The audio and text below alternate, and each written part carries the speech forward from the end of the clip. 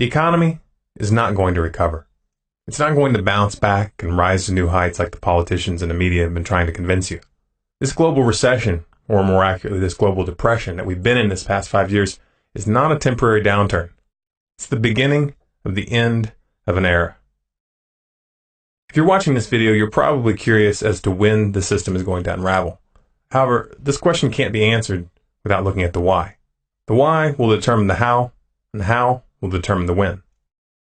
After the crash of 2008, a lot of people suddenly started caring about things like monetary policy, national debt, and central banking, and they began educating themselves on these topics in order to understand what was happening, and to get some idea of what was coming. In response, scores of internet pundits and self-made economists rose up to answer their questions and to predict when and how the system would fall. Unfortunately, many of these would-be teachers were promoting an outdated worldview that left out the most important variables, and as a result, their predictions fell flat on their face, over and over again. For example, when the Federal Reserve began flooding the economy with cash through the bailouts and its series of quantitative easing, many predicted that this would quickly lead to hyperinflation. America was about to become the next Weimar Germany, or Zimbabwe. Soon we were going to be carrying wheelbarrows full of cash to the grocery store just to buy bread. Many predicted this would happen by the summer of 2009, others by mid-2011. Of course, they were all wrong. Why? They were wrong because they didn't understand what actually gives the dollar value. It's true that the US dollar is debt-based, and it's not backed by gold or any other precious metal. And it is true that when money is created as debt, it comes with interest, and the money to pay that interest never exists.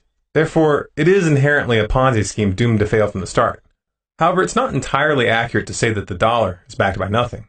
The US dollar, which is the world reserve currency and therefore affects everyone on this planet, is backed by two things: oil and the US military. After Nixon ended the gold standard in 1971, he immediately began brokering deals with every member of OPEC, offering military protection in return for them only selling their oil in US dollars. By 1975, every OPEC nation had been brought into this agreement. From that point on, if you wanted to buy oil in the international markets, you needed Federal Reserve notes. And that meant that America could now print out as much funny money as they wanted, and the rest of the world would still have to use it, just as long as no one in OPEC backed out. This arrangement is called the petrodollar status. This is what prevents the dollar from going into hyperinflation, like a normal currency might. That's not to say that running the printing presses like madmen has no effect. The dollar has lost a great deal of its perceived value since the 1970s. However, the inflation and economic effects of the Federal Reserve's policies are not proportional to what you would see if a country like Australia were to do the same thing to their currency. This is due to the fact that the demand for dollars created by the petrodollar status mitigates inflation to a large degree by distributing the consequences globally, rather than merely affecting the United States. Essentially, America gets to write hot checks, and the rest of the world has to pay the bill. Now, this gig is perfect for the US as long as no one decides to buck the system, like Iraq did in 2000 by starting to sell their oil in euros, or like Libya did by trying to pull most of Africa off of the dollar, or like Iran is doing now.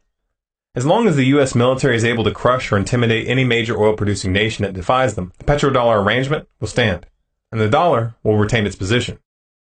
What this means is that the economic collapse cannot be predicted by looking at stock market charts, interest rates, GDP, or any of these other standard economic indicators. Because as long as America has the power to write hot checks at the entire planet's expense, they're going to keep bailing out the banks and the corporations. There's no question about that whatsoever.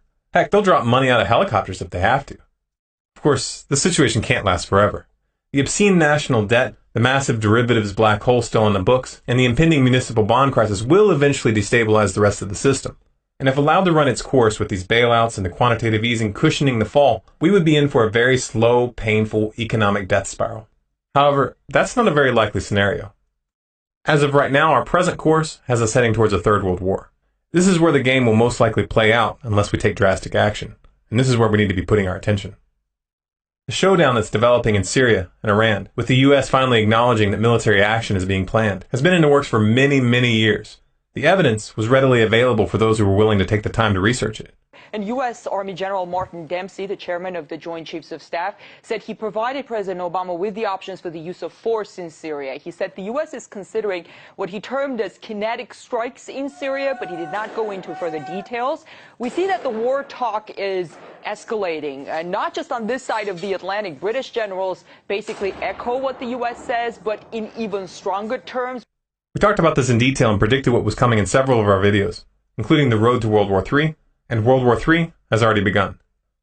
Over and over and over again, we've been showing you how China and Russia have been warning the US and NATO not to go down this path, showing you how they've been warning that thermonuclear war could result. And we've shown you that in spite of this,